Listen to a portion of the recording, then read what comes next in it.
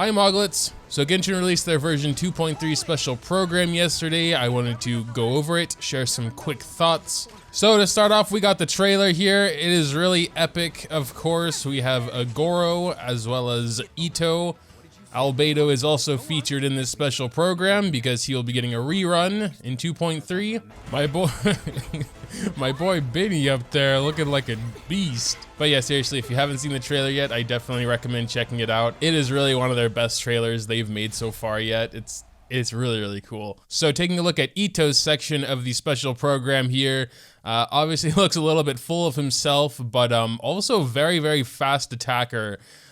In terms of greatsword user, well, it's too early to really say right now. That could just be his burst, but we're gonna learn a little bit about his kit now. So right off the bat, Itto has a pretty interesting mechanic on his basic attacks, where the actual chain of 4 basics will not get interrupted if he sprints or does any quick action like his elemental skill. You know, they could introduce that to Yoimiya as well. That would fix a big part of her kit too.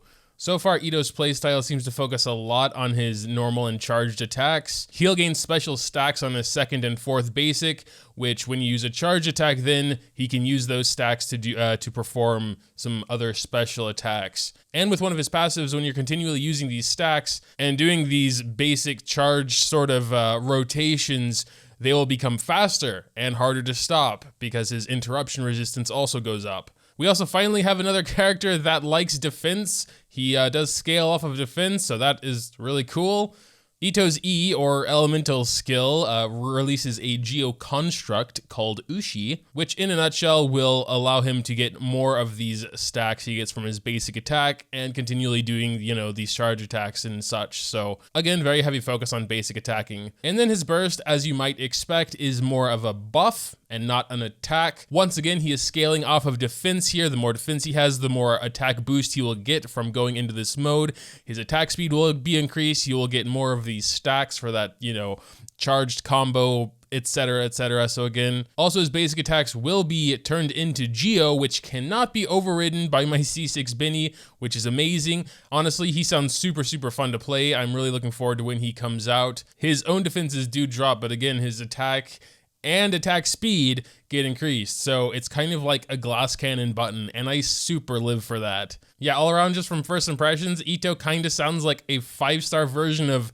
Noelle meets Razor, and I think that sounds really fun. But yeah, moving on to Gorou, which will be our first Geo Bow character, and another Geo, actually, at that. We will also be having Albedo in version 2.3, so they're really laying on the Geo. Gorou right off the bat sounds pretty interesting with his elemental skill here, and one reason why they might be laying on the Geo element this patch. Basically, it provides a buff to the active character depending on how many Geos you have in your team, with 1 giving a defense boost, 2 giving resistance to interruption, and the 3rd also providing a Geo damage bonus. Gorou's burst is similar to his skill, providing another area where the more Geo characters you have, the more buffs you will get. Gorou can also buff the defenses of your other characters, so making the 3 Geos in this patch really work well together. And finally, we have the Inazuma exploration character. He will show the specialties on the map like Klee does for Mondstadt and Chi-Chi does for Liyue. So as far as Gorou and my first impressions are concerned, he definitely seems like a very niche character. He's going to work in very specific comps, like again with the other 2 units in version 2.3, but I think for that purpose, he will be basically perfect. And to be honest, I really like niche characters, you know, a master of one thing instead of a jack of all trades. So yeah, they're doing something very different for version 2.3 when it comes to their gacha. They're gonna have 2 different banners open at the same time. We're gonna have 2 reruns, Albedo and Eula. I'm obviously gonna be going for Albedo because I do not have him yet, just to complete the collection, really. He's the last character I need. But for those that want Eula, she'll be available as well. I think that's actually a really good idea, especially as we get more and more characters. People don't have to wait so long for their favorite one to have their rerun. And yeah, I don't think there's anything wrong with that at all. They will actually share their pity, which I think is definitely a good thing. So if you pull 80 times on Albedo's banner and don't get Albedo, then you're guaranteed to get Eula in the next 10. just as an example. That definitely makes sense they would do it like that because, you know, all event banners are connected to one another also anyway. And then of course in the second part, we got Itto and Gorou coming together as a pair. I guess when it comes to rerun, they might go forward and having 2 banners at once. And then when it comes to new characters, that will just be the only banner. Obviously with new characters comes new story. I don't really dive into the story aspect of patches. I just don't see the point. We'll have a couple more hangout events featuring Gorou and Itto. Finally getting new artifacts as well. Definitely want to touch on those. Obviously one of these sets is going to be really good for the new characters. That's just how they do things. I'm just really looking forward to farming some new domains, honestly, because I've gotten a little tired of Shimenawa domain. The text is super tiny, but let's try and read it. So first of all, we do have a really sick looking weapon there, Red Horn Stone Thresher, most likely Itto's signature weapon. They don't leave any details here, but we might learn more later.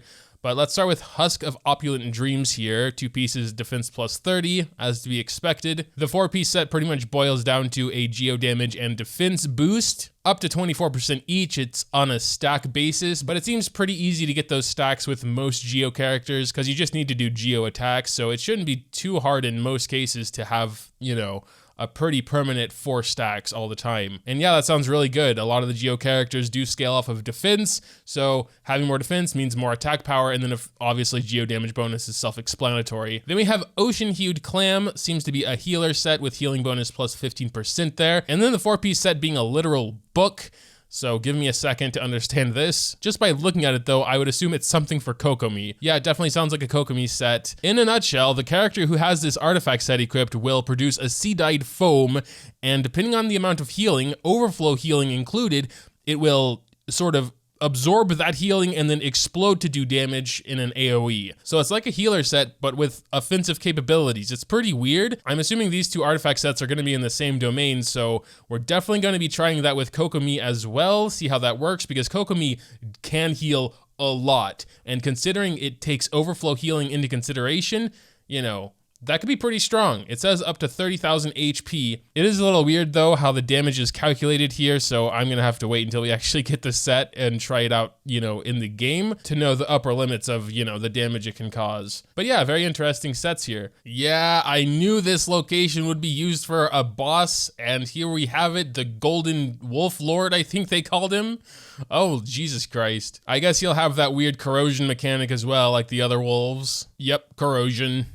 As always, with new versions come new events and a free R5 4-star weapon. Those are always really nice to see. Looks like we'll have some interesting little mini games here, starting with a race where you're collecting coins and there are buffs around the ground to increase your jumping or give you the ability to break through ice and get coins. Then you got some where you run around with a pyro character melting ice blocks and trying to avoid enemies. Then we have a more battle-focused section of this event with some Dragon Spine-like mechanics. Then we got Bonton Songo case files.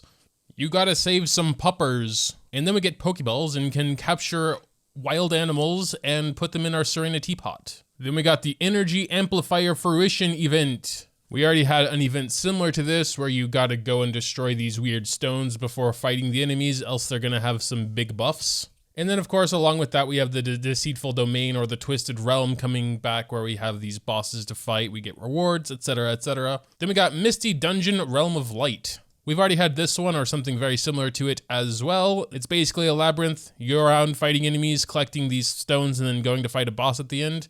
And Marvelous Merchandise is coming back as well. There's not much to say about this one. Essentially an NPC, you can exchange things for things. We can now put Paimon in our Serenity Pot. That's kind of cool. So that was essentially it for version 2.3. Main things I'm looking forward to, obviously the new characters coming, Itto mainly, I would say, although Gorou seems pretty interesting as well. And the new artifact sets, really looking forward to being able to grind something else. That'll pretty much do it for version 2.3 and my thoughts on it. Make sure to tell me what you think in the comments down below. Dropping a like on this video if you did happen to enjoy is always greatly appreciated as well. Thanks, as always, for watching. And until next time.